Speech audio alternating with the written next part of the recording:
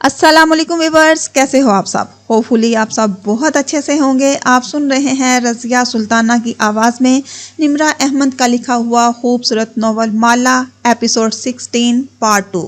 उम्मीद करती हूँ आपको ये नॉवल ऑडियो की सूरत में बहुत पसंद आ रहा होगा। अपनी कीमती राय का इजहार कमेंट बॉक्स में ज़रूर करिएगा। मेरे नए लिसनर्स मेरे चैनल को ज़रूर सब्सक्राइब करें, वीडियो को लाइक करें और कमेंट बॉक्स में अपनी राय का इजहार भी करें। चलें नॉवल स्टार्ट करते हैं। माला। कशमाला मुबीन जो इस्लामाबाद में अपने मामों के घर बतौर पेइंग गेस्ट रहती थी, उस वक्त लिविंग रूम में खिड़की के साथ रखी वर्क टेबल पे विराजमान थी। सामने एक स्केच बुक फैलाए वो पेंसिल कागज पर फेर रही थी। एक गुलाबी फूलों से सजी बेकरी का स्केच। उसी पल बेकरी के वस्त में खून के चंद धब्बे आ गिरे। एक झटके से वो पीछे को हटी, बेयकीनी से चेहरा उठाया।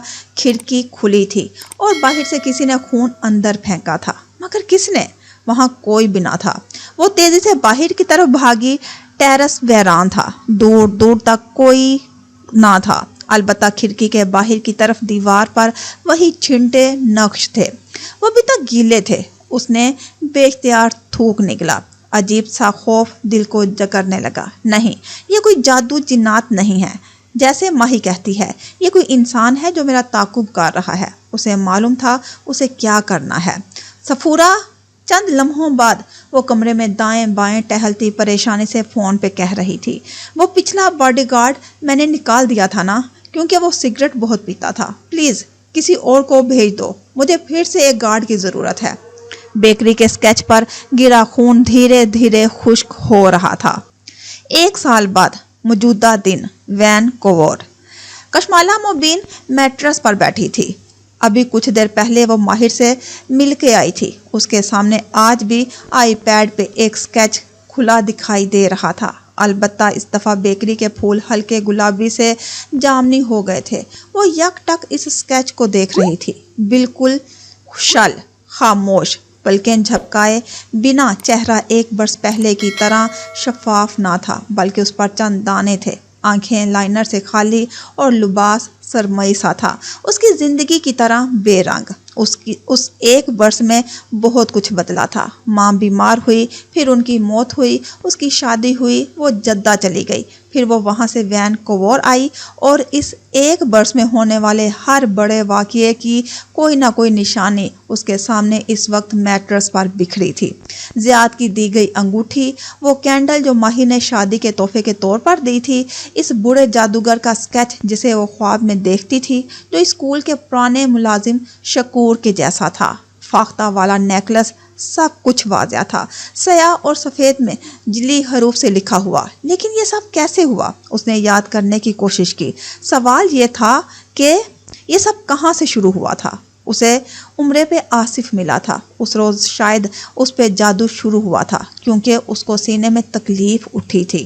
फिर क्या हुआ? सहरे इश्क और ऐसे मुज़ी जादुओं को मैच्योर करने में एक अरसा लगता है। 2 बरस बाद जब जादू मुकम्मल तौर पर मैच्योर हो गया और वो एक के बाद एक गार्ड बदलने लगी, तब वो ब्राउनीज आई। नगीना आंटी इस्लामाबाद आई थी ज़िया सुल्तान के साथ। वो ब्राउनीज लाई थी। वो मीठा नहीं खाती थी, लेकिन उसने वो खाई थी। उनमें कुछ था, जादू जो उसके अंदर उतरता गया। फिर क्या हुआ? उसने आईपैड उठाया और एक नोट खोला, फिर पेंसिल से उस पर लिखती गई। हर शय जवाब तक पेश आई थी। सबसे पहले माँ बीमार पड़ी। माँ नगीना आंटी को पसंद नहीं करती थी। वो इस रिश्ते में सबसे बड़ी रुकावट थी। इन्हीं दिनों वो बच्चा माही को ख्वाब में दिखाई देने लगा। जहीर ने उसका करियर ख़त्म कर दिया। उसको माली नुकसान हुआ। उसको रेस्तोरां बेचना था। उसका माली नुकसान सरकार के जादुओं की वजह से हुआ या किस्मत की वजह से, अब ये अहम नहीं था। पेंसिल तेजी से स्क्रीन पर चलती तमाम वाक़यात तारीखों के साथ रकम कर रही थी। नंबर्स झूठ नहीं बोलते। उसकी जॉब चली गई और वो लाहौर चली आई। वो ख़ानदान की सबसे कामयाब लड़की नाकाम होके घर बैठ गई। उसने कई जगहों पे काम करने की कोशिश की, लेकिन कुछ भी ज़्यादा अरसा चल ना सका। ज़ियाद ने उसे प्रपोज किया। उसने इनकार किया तो उसने पैंतरा बदला। उसने कहा कि वो किसी और से शादी कर रहा है, लेकिन वो सब एक जाल था, ज़ियाद और उस बूढ़ी औरत का जाल। वो सादा सी बूढ़ी औरत जिस पे कोई शक नहीं करता था, वो सब उसमें शामिल थे। حلال، اس کا نیکلس، ہیپی برتھ ڈے، ہر شے واضح ہو گئی تھی۔ اسے معلوم تھا کہ اسے کیا کرنا ہے۔ اسے اپنے زمانے کی سب سے بڑی جادوگرنی سے ملنے جانا تھا۔ مال میں بنی کافی شاپ اس صبح پر رونق دکھائی دے رہی تھی۔ سامنے بنی ایک دوسری شاپ کی کرسیوں پر کیف جمال اپنا لیپ ٹاپ کھولے بیٹھا تھا۔ گاہے بگاہے وہ مالا کی شاپ کو بھی دیکھ لیتا، وہ ابھی تک نہیں آئی تھی۔ دفتن کسی نے اس کے ساتھ کرسی کھینچی۔ کیف نے کافی کا گھونٹ بھرتے ہوئے چہرہ اٹھایا۔ نووارد کو دیکھتے ہی کپ گرتے گرتے بچا۔ ماہر بھائی، وہ گھر برا کے اٹھ کھڑا ہوا۔ کیسے ہو کیف جمال؟ وہ اس کو سنجیدگی سے دیکھتا سامنے بیٹھا، ٹانگ پر ٹانگ جمائی۔ کیف نے دائیں بائیں دیکھا، چہرہ سفید پڑا۔ بے فکر رہو، میں نے مالا کو تمہاری فون کال کے بارے میں نہیں بتایا۔ وہ اس کے سامنے بہت اعتماد سے بیٹھا تھا، جینز پہ ہڈی پہنے، ہلکی بڑی شیپ اور سفید جوگرز۔ کیف جمال کو بہت کچھ یاد آیا، ہوٹل سویٹ اور لیونڈر اور موتیے کی مہک۔ اس نے تھوک نگلا۔ مجھے نہیں معلوم آپ کیا کہہ رہے ہیں۔ آپ نے مجھے کال کی تھی اور میں نے آپ کے لیے کام کرنے سے انکار کر دیا تھا، وہ کھنکار کے کہتا واپس بیٹھا۔ کیا معلوم ماہر یہ ریکارڈ کر رہا ہو۔ کہا نا بے فکر ہو، میں تمہارے راستے میں نہیں آؤں گا اور تم میرے راستے میں نہیں آؤ گے، تمام۔ اسی بے تاثر انداز میں کہتا وہ اٹھ کھڑا ہوا۔ اس کا رخ مالا کی شاپ کی جانب تھا۔ کیف نے فوراً سے موبائل نکالا اور انگلیاں تیزی سے ٹائپ کرنے لگی۔ ماہر فرید کشمالہ کی شاپ پہ موجود ہے، میسج لکھ کے زیاد کو بھیجنے لگا، پھر رک گیا۔ اگر زیاد یہاں آ گیا اور اسے معلوم ہو گیا کہ اس نے ماہر کے ساتھ بھی ڈیل کرنے کی کوشش کی ہے تو؟ لیکن اگر اس نے زیاد کو نہ بتایا اور زیاد کو کسی دوسرے طریقے سے معلوم ہو گیا تو؟ اس نے میسج مٹا دیا۔ ابھی وہ اس بارے میں سوچے گا، پھر لیپ ٹاپ واپس کھول لیا۔ البتہ نگاہیں اب صرف ماہر فرید پہ جمی تھی۔ وہ کاؤنٹر تک گیا، وہاں 2 افراد پہلے سے کھڑے تھے۔ وہ قطار میں لگ گیا، سینے پر بازو لپیٹے خاموشی سے دائیں بائیں دیکھے گیا۔ دفتر نگاہ کونے والی میز تک اٹھی۔ اس کے پیچھے ایک شیلف بنا تھا جس میں سیل کے لیے اس کافی برانڈ کے کچھ مگ رکھے تھے۔ ان کے وسط میں ایک پودا رکھا تھا، سفید گملے میں سجا کیکٹس۔ وہ دھیرے سے مسکرا دیا۔ شیلڈن، ذہن میں ایک خیال سا پنپنے لگا۔ کشمالہ نے بنا دستک کے کمرے کا دروازہ کھولا۔ ہاسپٹل کے سفید بیڈ پر لیٹی نگینہ بیگم نے چونک کر انہیں آنکھیں کھولی۔ وہ تنہا نہیں تھی، اندرانی ان کے ساتھ بیٹھی تھی۔ اسے دیکھ کے اٹھ کھڑی ہوئی۔ نگینہ بیگم بھی مسکرائی، ان کا آدھا چہرہ پٹیوں میں بندھا تھا۔ آؤ بیٹے۔ وہ کچھ دیر چوکھٹ میں کھڑی رہی، بال پونے میں بندھے تھے اور دھلا دھلایا چہرہ مسکراہٹ سے آری تھا۔ لمبے کھلے فراق پر ہسپتال کا نیلا حفاظتی گاؤن اور ماسک پہنے، وہ کندھے سے پرس لٹکائے ہوئے تھی۔ تم باہر جاؤ، اس نے ایک سخت نگاہ اندرانی پہ ڈالی۔ اسے خاموشی سے گھورتی ہوئی باہر نکل گئی۔ مالا نے دروازہ بند کیا، پھر کپ کپاتے ہاتھوں سے اسے لاک کیا۔ نگینہ بیگم چونکی، مسکراہٹ غائب ہوئی۔ دروازہ بند کر کے وہ پلٹی تو اس کا چہرہ، ایسا چہرہ انہوں نے پہلے نہیں دیکھا تھا۔ کیسی ہیں آپ سرکار؟ وہ دروازے سے پشت لگائے گلابی پڑتی آنکھوں سے ان کو دیکھ رہی تھی۔ نگینہ سلطان ایک لمحے کے لیے سانس نہ لے سکی، لیکن وہ لمحہ آیا اور گزر گیا۔ انہوں نے دھیرے سے سانس خارج کی، پھر چہرہ اسی طرح پرسکون تھا۔ ہاں میں ہوں سرکار۔ ان کا آدھا چہرہ اور آنکھیں واضح تھی، ان میں رعونت تھی، فخر تھا۔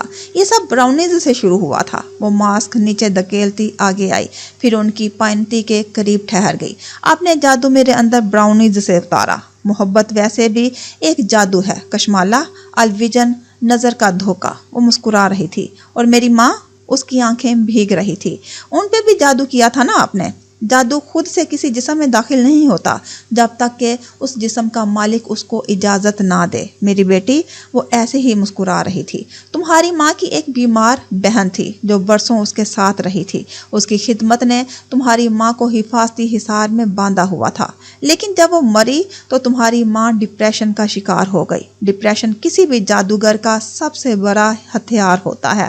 وہ وقفے وقفے سے بول رہی تھی، جیسے جسم میں درد کی ٹھیسیں اٹھ رہی ہوں لیکن وہ ان کو دبا رہی ہوں۔ ڈپریشن ایک سوراخ ہے، جس انسان کو لگ جائے اس کے جسم میں 2 چیزیں آسانی سے داخل ہو جاتی ہیں، مضر مرض اور جادو۔ تمہاری ماں کو ڈپریشن ہم نے نہیں دیا تھا، تم نے دیا تھا۔ میں نے؟ آنسو اس کی آنکھوں سے ٹپ ٹپ گرنے لگے۔ کیا تم بھول گئی کہ تم اس کو چھوڑ کے چلی گئی تھی؟ ان کی آنکھوں میں ملامتی سی مسکراہٹ تھی۔ تم 5 سال اس سے دور رہی، تمہاری خالہ مر گئی اور وہ ڈپریشن میں چلی گئی۔ تم وہاں ہوتی تو شاید ان کی زندگی میں جینے کی امید ہوتی، مگر تمہیں اپنا کریئر بنانا تھا۔ اس نے بے اختیار ضبط سے مٹھیاں بھینچ لی۔ ہم نے تو تمہارے ساتھ احسان کیا تھا کشمالہ، تمہارا کریئر ختم کر کے تمہیں تمہاری ماں سے ملوا دیا۔ یوں اس کے آخری چند ماہ میں تم اس کے ساتھ تھی۔ اپنے گناہ میرے سر مت ڈالیں، وہ دبا دبا سا چلائی۔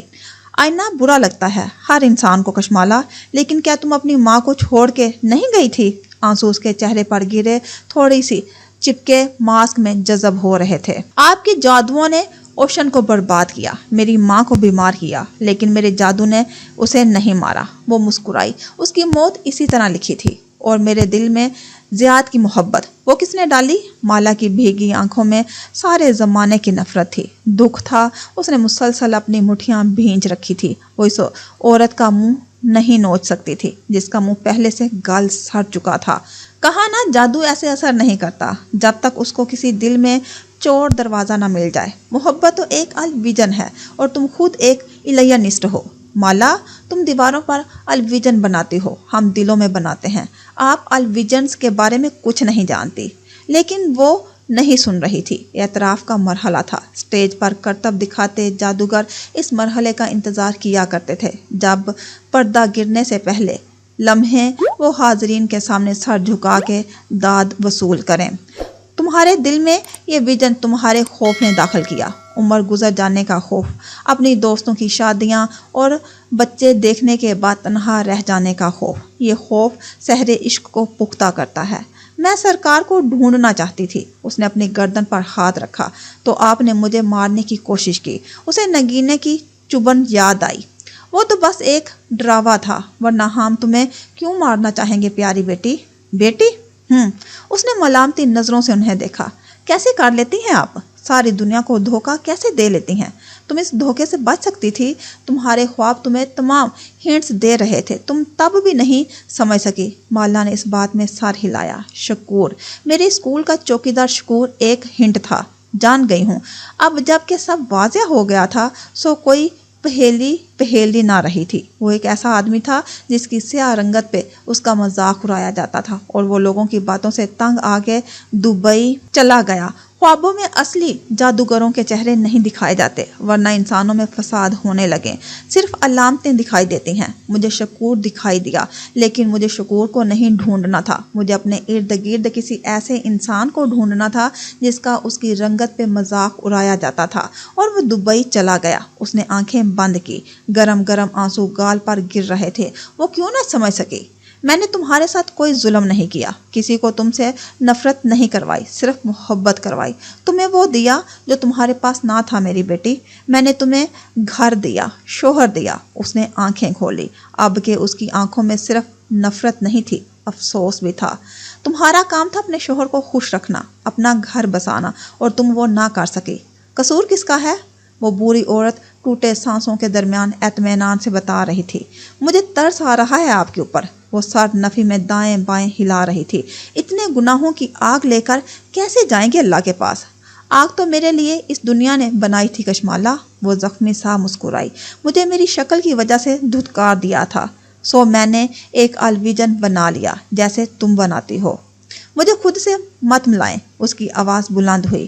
البتہ وہ ویسے ہی لیٹی رہی۔ ان کے جسم سے لگی نالیاں اور تاریں مختلف مانیٹرز میں پیوست تھی جو ان کے وائٹلز بتا رہے تھے۔ ان کے دل کی رفتار، بی پی سب نارمل تھا۔ مجھے کس آگ سے ڈرا رہی ہو؟ آگ تو یہ دنیا تھی میرے لیے، آگے تو کچھ بھی نہیں ہے، نہ جنت نہ جہنم، سب ایک الویژن ہے۔ میں نے اس دنیا سے اپنا حق کشید کیا ہے جیسے سب کرتے ہیں۔ وہ چند قدم مزید آگے آئی، سر جھکا کے تارحم سے انہیں دیکھا۔ اور حلال وہ کہاں ہے؟ نگینا کی مسکراہٹ گہری ہوئی۔ حلال کو نہ تم ڈھونڈ سکو گی اور نہ تمہارا ماہر فرید۔ ان کی آنکھوں میں کچھ ابھرا جیسے وہ پڑھ سکتی تھی۔ اتنی نفرت ہے اس سے سرکار؟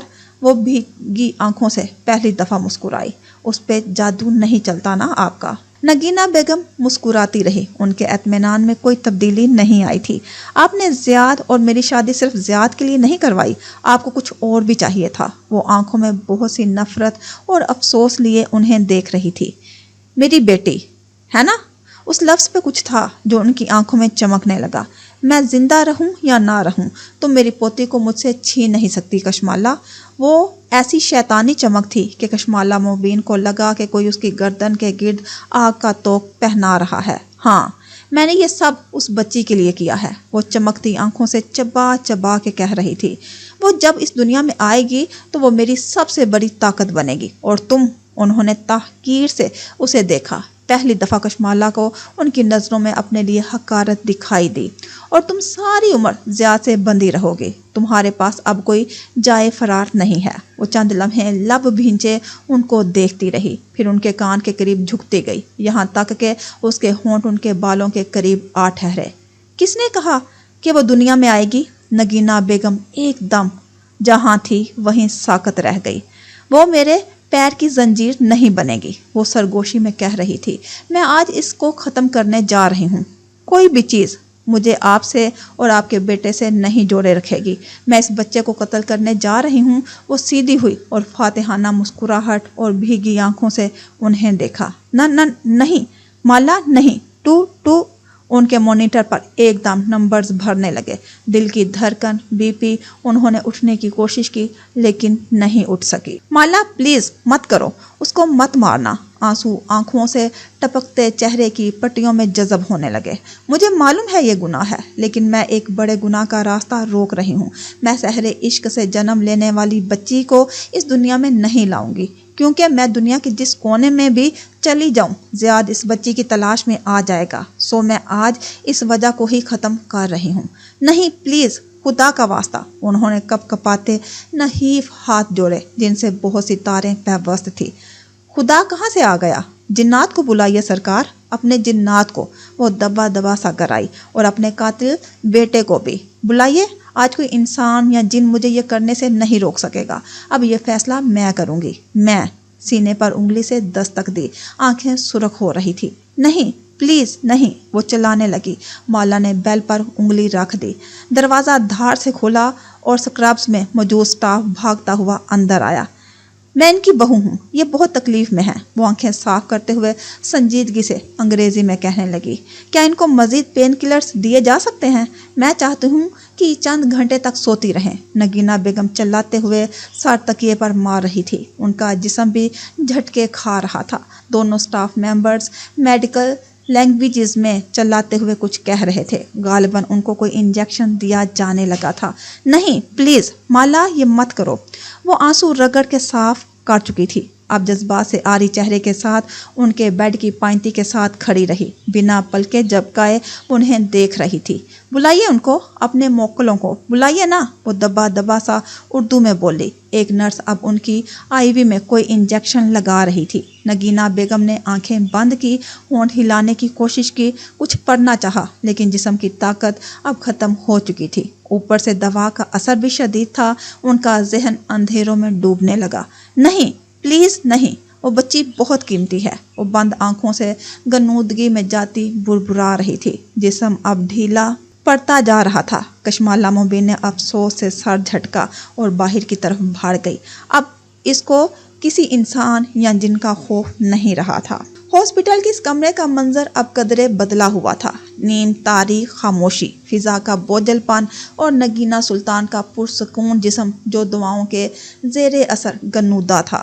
ضیاء سلطان کاؤچ پر بیٹھا تھا، ٹانگ پر ٹانگ جمائے، دونوں ہاتھوں میں موبائل پکڑے اس پر انگلیاں چلاتا ہوا۔ دفتر سکرین پہ امیج ابھرا۔ ضیاء سلطان کاؤچ پر بیٹھا تھا، ٹانگ پر ٹانگ جمائے، دونوں ہاتھوں میں موبائل پکڑے اس پر انگلیاں چلاتا ہوا۔ دفتر سکرین پہ میسج ابھرا۔ کچھ عجیب سا ہے زیاد بھائی، صبح کشمالہ کام پر نہیں آئی، پھر اس نے مجھے کال کر کے کہا کہ آج میں آف کر لوں۔ وہ آپ کی والدہ سے ملنے ہاسپٹل جا رہی ہیں، وہاں سے وہ گھر جائیں گی۔ جب تک میں یہاں پہنچا وہ ہاسپٹل سے نکل رہی تھی۔ میں کافی فاصلے سے اس کا تعاقب کرتا رہا، وہ گھر نہیں گئی۔ وہ کیب لے کر ایک کلینک آئی ہیں، کافی دیر سے اندر ہیں۔ میں معلوم کرنے کی کوشش کر رہا ہوں کہ وہ یہاں کیوں آئی ہیں۔ زیاد ایک دم سیدھا ہو کے بیٹھا، کانوں میں ایک گھنٹی سی بجنے لگی جیسے قدیم زمانوں میں جنگ سے پہلے شہر والوں کے لیے بجتی تھی۔ اس کا رواں رواں کھڑا ہونے لگا۔ وہ صبح ہاسپٹل آئی تھی؟ جی، میں نے خود اسے یہاں سے نکلتے دیکھا تھا۔ زیاد نے چونک کر چہرہ اٹھایا۔ نگینہ بیگم کے غنودہ جسم میں حرکت ہوئی تھی۔ زیاد؟ وہ بد وقت پلکیں جھپکا کے اسے دیکھنے کی کوشش کر رہی تھی۔ کشمالہ یہاں آئی تھی؟ وہ اٹھ کے ان کے سرہانے تک آیا، چہرہ سپاٹ تھا اور آواز میں تفتیش۔ کون؟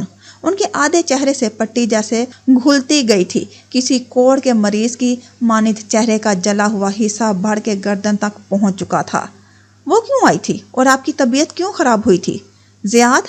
نگینہ بیگم نے ایک دم چونک کر گھڑی کو دیکھا جیسے دماغ جاگ گیا ہو۔ بے اختیار زیاد کا ہاتھ تھاما۔ اس کو روکو۔ کس چیز سے؟ اس کا سانس تھم گیا۔ سارے جواب واضح تھے۔ وہ آپ کی نفرت میں اس کو مار دے گی۔ زیاد سلطان ہل نہ سکا، ایسے جیسے نمک کا مجسمہ ہو۔ کس کو؟ آپ کی بیٹی۔ ان کی آنکھیں بھیگنے لگی۔ اس کو بچا لو، اس کو ختم کر دے گی۔ بیٹی؟ اسے اپنی آواز کنویں سے آتی سنائی دی۔ وہ بہت قیمتی ہے، مجھے اس کی ضرورت ہے۔ انہوں نے اس کا ہاتھ بد وقت دونوں ہاتھوں میں پکڑا۔ آپ کب سے یہ بات جانتی تھی؟ وہ زخمی نظروں سے ان کو دیکھ رہا تھا۔ وہ اس بچی کو مار دے گی۔ میری کوئی بیٹی نہیں ہے۔ ایک دم اس نے زور سے ہاتھ چھڑایا، چہرہ سرخ ہو رہا تھا۔ آپ نے ہمیشہ کی طرح اپنا کھیل کھیلا اور مجھے اندھیرے میں رکھا۔ وہ ان پر جھک کے دبا دبا سا کرایا۔ آپ نے مجھ سے وعدہ کیا تھا کہ اپنا بچہ مجھے دو گے۔ آپ جانتی تھی اور مجھے نہیں بتایا۔ وہ ان کی بات نہیں سن رہا تھا۔ زیاد؟ انہوں نے بھیگی آنکھوں کے ساتھ دونوں ہاتھ جوڑ دیے، لیکن وہ نفی میں سر ہلاتا پیچھے ہٹ رہا تھا۔ اس بچے کو مت ختم ہونے دینا۔ وہ رک کے انہی نظروں سے انہیں دیکھنے لگا۔ وہ بچہ؟ آپ کی بیٹی؟ وہ کشمالہ کو کبھی آپ سے آزادی نہیں لینے دے گی۔ وہ اس کو زنجیر کی طرح آپ سے باندھے رکھے گی۔ کوئی دوسرا مرد اس سے شادی نہیں کرے گا۔ وہ رک کے بول رہی تھی۔ آنسو پھسل پھسل کے مسخ شدہ چہرے میں جذب ہو رہے تھے۔ اس کو روکو ورنہ اس کو مار دے گی۔ مارنے دو۔ اس کا لہجہ برف تھا، سپاٹ، سرد۔ نگینہ بیگم کچھ بول نہ سکی۔ وہ ان کو اسی حالت میں چھوڑ کے باہر نکل گیا۔ کیف جمال کی کال آ رہی تھی۔ چند لمحے وہ گہرے سانس لیتے ہوئے خود کو نارمل کرنے لگا، پھر فون کان سے لگایا۔ سنو کیف، ایبورشن، یہ ایبورشن کلینک ہے۔ اس کا سانس پھولا ہوا تھا۔ وہ پارکنگ میں کار کے ساتھ کھڑا تھا اور ساتھ ایک سکرب والی لڑکی تھی۔ وہ جیب میں چند رول کیے نوٹ ڈالتے ہوئے دائیں بائیں احتیاط سے دیکھ رہی تھی۔ آپ کی بیوی یہاں ایبورشن کے لیے آئی ہے اور وہ پروسیجر روم میں ہے۔ کیف نے اسے اشارہ کیا۔ وہ سر کو خم دے کر آگے بڑھ گئی۔ میں نے ایک سٹاف کو پیسے دیے ہیں، اسی نے بتایا ہے کہ… کیف، مزید مداخلت مت کرو۔ کیف جمال رک گیا، بے یقینی سے فون کان سے ہٹا کے دیکھا۔ کیا آپ؟ کہا نا تم کوئی مداخلت نہیں کرو گے۔ اس کے باہر آتے ہی تم مجھے کلینک سے کنفرم کر کے دو گے کہ اس نے پروسیجر کروایا ہے یا نہیں۔ وہ جو کرنے آئی ہے اسے کرنے دو گے۔ کیف جمال نے ناسمجھی سے اس بات میں سر ہلا دیا۔ ان کو تو طلاق کا کیس چل رہا تھا، ایسی صورت میں تو طلاق رک جاتی۔ پھر زیاد سلطان کیوں ایسے کہہ رہا تھا؟ خیر، اسے کیا؟ وہ کافی دیر پارکنگ ایریا میں ڈرائیونگ سیٹ پر بیٹھا اس کلینک کی عمارت کو دیکھے گیا۔ دفتر فون پہ میسج ریسیو ہوا۔ یہ اسی سٹاف کا تھا جس کو اس نے پیسے دیے تھے۔ اس کا پروسیجر مکمل ہو گیا ہے، اس کو کچھ دیر میں ڈسچارج کر دیں گے۔ اس نے وہ میسج زیاد کو بھیج دیا، خود کلینک کی لابی کو دیکھنے لگا جو شیشے کی دیواروں کے باعث اندر دکھائی دے رہی تھی۔ بہت انتظار کے بعد وہ اس کو راہداری میں چلتی دکھائی دی۔ وہ یہاں سے بھی دیکھ سکتا تھا۔ اس کا چہرہ زرد تھا، آنکھوں تلے ہلکے واضح تھے۔ وہ گم سم سی قدم اٹھا رہی تھی۔ ساتھ ایک لڑکی تھی جو سکرابز پہنے ہوئے تھی اور ایک نسخہ ہاتھ میں لیے اسے کچھ سمجھا رہی تھی۔ دوائیں، پوسٹ ایبورشن کیئر۔ وہ اسی بے خیالی میں سر ہلا رہی تھی۔ وہ کار وہاں سے دور لے گیا، اس کو نہیں دیکھ سکتی تھی، نہ وہ اس ذہنی حالت میں تھی کہ اس کی توجہ اس کی طرف جاتی۔ وہ کافی دیر کلینک کے باہر ایک بینچ پر بیٹھی رہی، نسخہ ہاتھ میں پکڑے، چپ چاپ، سر نیچے گرائے۔ شاید وہ رو رہی تھی۔ پھر بد وقت وہ اٹھی، موبائل کے بٹن دبائے۔ اب وہ کیب بلا رہی تھی۔ کیف جمال نے زیاد کی ہدایت کے برعکس اس کا تعاقب نہیں چھوڑا۔ وہ یہاں سے فارمیسی گئی، اپنی دعائیں خریدی اور پھر وہاں سے گھر چلی گئی۔ جس لمحے وہ اپارٹمنٹ بلڈنگ کے اندر داخل ہوئی، وہ دور سے دیکھ سکتا تھا کہ اس کو شاید چکر آ رہے تھے اور وہ دیوار پکڑ پکڑ کے چل رہی تھی۔ کام مکمل ہو چکا تھا۔ اس نے زیاد کو میسج پہ اطلاع دے دی۔ گڈ۔ جوابی میسج فوری موصول ہو گیا۔ کیف جمال کافی دیر اس میسج کو تکتا رہا، پھر اس نے فون گیلری کھولی، وہاں موجود ماہر کی تصویر نکالی جو اس نے صبح صبح کھینچی تھی جب وہ مالا کی کافی شاپ کی قطار میں کھڑا تھا۔ یہ تصویر اسے زیاد کو بھیجنی تھی۔ وہ زیاد کی آنکھیں تھا، اسے ماہر فرید کی آمد کے بارے میں بتانا چاہیے تھا۔ گڈ۔ اس نے پھر سے زیاد کا میسج پڑھا، انگلیوں نے حرکت کی، انگوٹھے نے ڈیلیٹ کا بٹن دبایا، تصویر مٹ گئی۔ گڈ۔ وہ تلخی سے بربراتے ہوئے کار سٹارٹ کرنے لگا۔ اپنے بچے کے مر جانے پہ گڈ کون کہتا ہے؟ وہ ضیاء سلطان کو ماہر فرید کی آمد کے بارے میں نہیں بتائے گا۔ اس دنیا میں سب سے قیمتی شے انفارمیشن ہوتی ہے، اور ہر انفارمیشن ایسی نہیں ہوتی کہ وہ اپنے بوس کو فراہم کی جائے۔ کیف جمال نے کار سڑک پر ڈال دی۔ ہسپتال کے کوریڈور میں ٹہلتے ہوئے ضیاء سلطان نے رک کے کیف کا میسج پڑھا۔ گڈ لکھ کے بھیجا اور تیزی سے کمرے کی طرف آیا۔ نگینہ بیگم اسی طرح بے چین سی لیٹی تھی، وہ جیسے بہت تکلیف میں تھی۔ اسے دیکھ کے چونکی۔ تم نے اسے روکا؟ بھیگی آنکھوں میں امید بھرے پوچھا۔ وہ بچہ ختم ہو گیا ہے سرکار، اور آپ کا کھیل بھی۔ اس کے چہرے پر بہت کچھ تھا، زخمی پن، نفرت، طیش اور ڈھیروں ملال۔ اب میں کبھی اس تکلیف سے نہیں گزروں گا جس سے آپ نے حلال کے بھائیوں کو گزارا ہے، وہ چبا چبا کے کہتا گیا۔ پھر وہ وہاں رکا نہیں، اگلے ہی لمحے دھڑام سے دروازہ بند کر کے وہاں سے چلا گیا۔ نگینہ سلطان نے شکستگی سے سر تکیے پر ڈال دیا اور آنکھیں بند کر لی۔ ان کی ساری دنیا جل کے راکھ ہو گئی تھی۔ مالا نمرا احمد وینکوور، حصہ سوم، قسط نمبر 16۔ کئی برس پہلے ایک دفعہ کا ذکر ہے کہ وہ لکڑی کا کوٹیج جنگل کے درمیان میں خاموشی سے کھڑا تھا۔ اطراف میں روئی کے گالوں جیسی برف گر رہی تھی، چمنی سے دھواں اوپر اٹھ رہا تھا اور کوٹیج کی کھڑکیوں سے سنہری روشنی دکھائی دیتی تھی۔ اندر جھانکو تو اس روشنی کا منبع آتش دان میں سلگتی لکڑیاں تھیں۔ وقفے وقفے سے ان کے چٹخنے کی آواز بھی سنائی دیتی۔ وہاں کچھ اور بھی سلگ رہا تھا۔ کچن کاؤنٹر کے پیچھے کھڑے بیئر بول فرید کی آنکھیں۔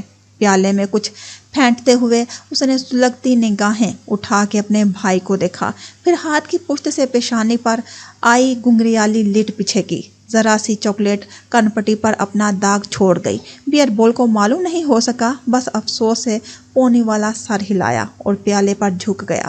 ایک بچے کو برادرز گریم کا ورژن کون سناتا ہے؟ وہ خفگی سے گویا ہوا۔ راپنزل کی کہانی کا اتنا تلخ رخ وہ مزید نہیں سن سکتا تھا۔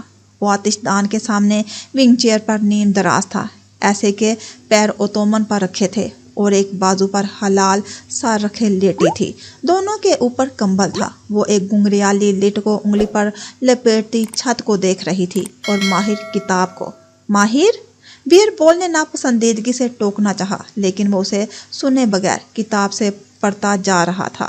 کہانی میں موجود راپنزل اب بڑی ہو چکی تھی اور اس کے بال اس ٹاور سے بھی لمبے ہو چکے تھے جس میں وہ قید تھی۔ جب جادوگرنی کو ٹاور میں داخل ہونا ہوتا تو وہ پکارتی، راپنزل راپنزل، اپنے بال نیچے گراؤ۔ وہ کتاب سے حرف بہ حرف پڑھ رہا تھا۔ راپنزل کے بال لمبے اور خوبصورت تھے، سنہرے ریشمی دھاگوں جیسے۔ جب وہ جادوگرنی کی آواز سنتی تو اپنی چوٹی کھول دیتی، پھر بالوں کو کھڑکی کی ہک کے ساتھ ایک گرا دے کر نیچے گرا دیتی۔ یوں جادوگرنی اوپر چڑھ آتی۔ پھر کچھ سال یوں ہی گزر گئے۔ کھڑکی کے باہر برف کے ننھے ننھے گالے گر رہے تھے، چند ٹکڑے شیشوں سے چپک جاتے، پھر پگھل کے دھڑام سے نیچے جا گرتے۔ ایک دن ایک شہزادہ گھوڑے پر سوار اس جنگل میں سفر کرتا ہوا اس طرف آن نکلا۔ حلال نے ایک دم چہرہ اونچا کر کے اسے دیکھا۔ شہزادہ اس کو بچانے آیا تھا؟ اس کی آنکھوں میں چمک اتری۔ ماہر نے کہانی روکی اور گہری سانس لی۔ ہاں، کہانیوں میں شہزادے بچانے آ جاتے ہیں، اور اصل میں اس نے رک کے سوچا، ہر ایک کے لیے نہیں آتے، مگر میرے لیے آئے گا۔ حلال نے مسکرا کے پلکیں جھپکائی، وہ بھی مسکرا دیا اور وہ واپس پڑھنے لگا۔ شہزادے نے وہ نغمہ سنا جو وہ گنگنا رہی تھی۔ وہ بہت خوبصورت تھا۔ وہ ٹاور کے نیچے کھڑا اسے سنے گیا۔ وہ اس ٹاور پر اوپر چڑھنا چاہتا تھا لیکن کوئی دروازہ نہیں تھا۔ اسے دروازہ مل جائے گا، وہ بربرائی۔ کچھ تھا جو عجیب سا تھا جو ماہر نے پہلو بدلا۔ توجہ کہانی پر مبذول رکھنا چاہیے۔ شہزادہ اس وقت واپس چلا گیا لیکن وہ نغمہ اس کو اتنا پسند آیا کہ وہ ہر روز جنگل میں جا کے اس کو سنتا۔ ایک دفعہ وہ جنگل میں ایک درخت کے پیچھے کھڑا نغمہ سن رہا تھا۔ جب اس نے جادوگرنی کو دیکھا، وہ راپنزل کو بال نیچے گرانے کا کہہ رہی تھی اور پھر شہزادے کو دیکھتے ہی دیکھتے وہ اوپر چڑھتی گئی۔ شہزادے نے سوچا اگر ٹاور میں جانے کی یہ سیڑھی ہے تو کسی دن وہ بھی اپنی قسمت آزمائے گا۔ وہ جواباً کچھ بڑبڑائی، وہ سن نہیں پایا، کتاب سے پڑھتا گیا۔ بیئر بول کی بڑبڑاہٹ ہنوز جاری تھی۔ وہ برادرز گریم کے آباء و اجداد تک پہنچ چکا تھا۔ اگلے روز اندھیرا ہونے سے پہلے شہزادہ ٹاور تک گیا اور پکارا، راپنزل راپنزل، اپنے بال نیچے گراؤ۔ بال نیچے آئے اور وہ اوپر چڑھ گیا۔ راپنزل پہلے تو اس کو دیکھ کے ڈری لیکن وہ اتنا مہربان تھا کہ اس کا ڈر جاتا رہا۔ اس نے طے کیا کہ وہ اس کے ساتھ اس کے ملک چلی جائے گی لیکن اسے ٹاور سے جانے کا راستہ معلوم نہ تھا۔ سو اس نے شہزادے سے کہا کہ وہ اس کو ہر روز ذرا سی ریشم لا دیا کرے تاکہ وہ اس سے ایک سیڑھی گوند سکے۔ آتش دان سے سلگتی لکڑیوں کے چیخنے کی چٹکنے کی آواز ہنوز سنائی دے رہی تھی۔ ہلال گھنگریالی لٹ کے ساتھ کھیلتی دور خلا میں کسی غیر مرئی نقطے کو دیکھ رہی تھی۔